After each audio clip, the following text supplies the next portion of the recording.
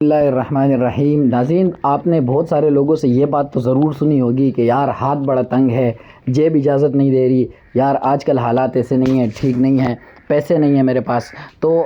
اس طرح کی جو حالات ہیں اور اس طرح کی جو کیفیات ہیں وہ انسان پر بعض اسبابوں کی وجہ سے آتی ہے جو انسان کو خود معلوم نہیں ہوتے کہ میں کن اسباب کے اندر مبتلا ہوں، جس کی وجہ سے مجھ پر یہ نوبت آ گئی ہے کہ میرے پر رزق کی تنگی ہو گئی ہے، مال و دولت کی تنگی ہو گئی ہے۔ تو اگر آپ کے ساتھ بھی خدا نہ خواستہ اسی طرح کا کوئی مسئلہ ہے تو آپ بالکل صحیح ویڈیو پر آئے ہیں۔ اگر آپ اس ویڈیو کو پورا دیکھ لیں گے تو انشاءاللہ العزیز میں گارنٹی کے ساتھ آپ حضرات سے کہتا ہوں کہ یہ ویڈیو دیکھنے کے بعد اور اس میں بتائے گئے وظیفے کو کرنے کے بعد، اسلامی وظیفے کو کرنے کے بعد انشاءاللہ العزیز اللہ رب العزت آپ پر فراوانی ضرور کر دیں گے، اور آپ جو ہے وہ دوبارہ کبھی اس طرح انشاءاللہ ایسی نوبت نہیں آئے گی کہ آپ کسی کو یہ کہہ سکیں کہ یار ہاتھ بڑا تنگ ہے یا ابھی فی الحال میری جو جیب اجازت نہیں دے رہی۔ تو سب سے پہلے ناظرین، ہم ویڈیو کو شروع کرنے سے پہلے ایک بات میں آپ حضرات کو بتا دوں، کچھ اسباب میں آپ حضرات کو بتا دوں کہ کس وجہ سے جو ہے وہ یہ بعض ہم پر رزق کی تنگی ہو جاتی ہے، مال و دولت کی جو ہے وہ فقر و فاقہ، یہ تنگ دستی ہمارے اوپر ہو جاتی ہے۔ اس کے چند جو ہے وہ کتابوں میں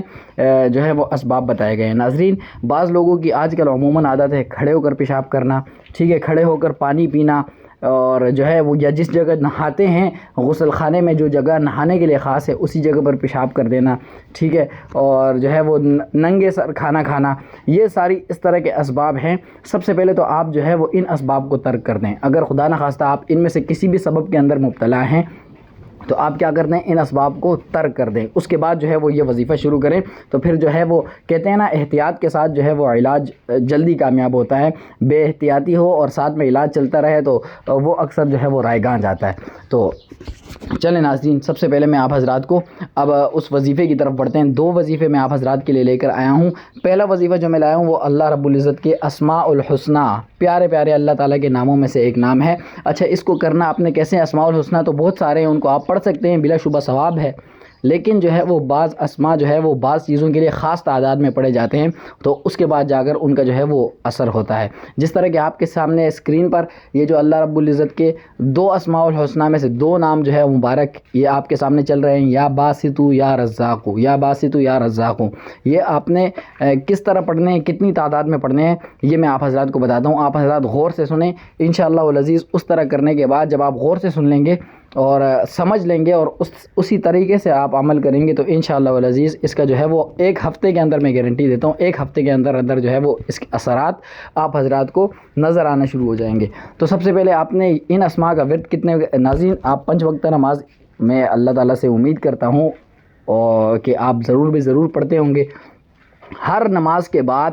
آپ حضرات نے اپنی جگہ پر بیٹھے بیٹھے، ہر نماز، فرض نماز آپ نے پڑھ لی، مثال کے طور پہ فجر کی نماز فرض آپ نے پڑھ لی، ٹھیک ہے، اب آپ نے ان دونوں اسماء کو، یا باسطو یا رزاقو، 700 مرتبہ اس کو پڑھنا ہے، ان دونوں کو پڑھنا ہے 700 مرتبہ فرض نماز کے بعد۔ اپنی جگہ پر یاد رکھیں، اپنی جگہ پر بیٹھے بیٹھے، اپنی جگہ پر اٹھنے سے پہلے آپ حضرات نے ان دونوں ناموں کو 700 مرتبہ پڑھنا ہے، اور صرف کسی ایک نماز کے بعد نہیں بلکہ ہر 5 نماز کے بعد آپ حضرات نے، جب یہ 700 مرتبہ آپ حضرات نے پڑھ لیے،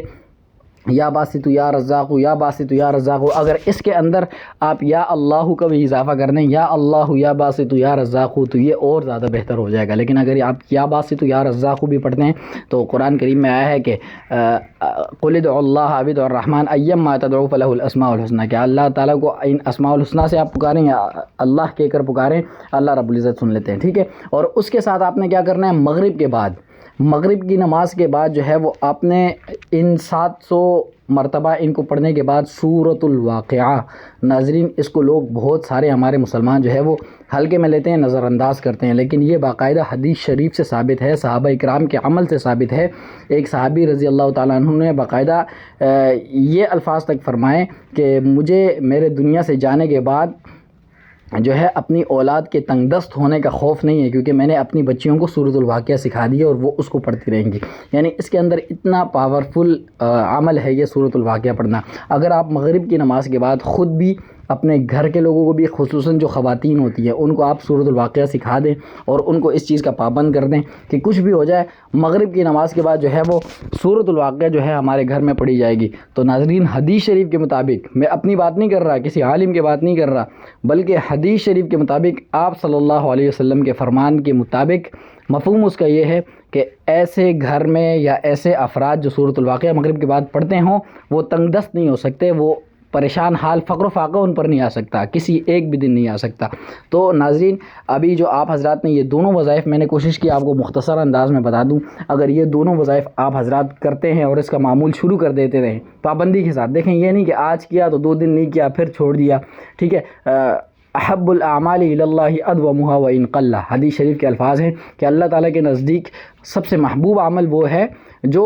دائمی ہو، ہمیشہ مستقل مداومت کے ساتھ کیا جائے، اگرچہ وہ تھوڑی مقدار میں کیوں نہ ہو، ٹھیک ہے۔ تو اگر آپ اس کو مداومت سے کرتے ہیں تو انشاءاللہ العزیز آپ کو اس کا نتیجہ مل جائے گا۔ باقی اگر آپ حضرات اس چینل پر نئے ہیں تو اس چینل کو سبسکرائب کریں، ویڈیو کو زیادہ سے زیادہ لائک اور شیئر کریں، اور کمنٹ سیکشن میں اگر آپ کی کوئی پریشانی ہے، کوئی مسئلہ ہے یا آپ کا کوئی سوال ہے تو آپ حضرات مجھے ضرور بتائیں، انشاءاللہ العزیز میں آپ کو جواب دینے کی کوشش کروں گا، یا ہو سکتا ہے اپنی اگلی ویڈیو کا موضوع آپ ہی کے سوال کو بناؤں۔ تو چلیے ناظرین آج کے لیے اتنا ہی،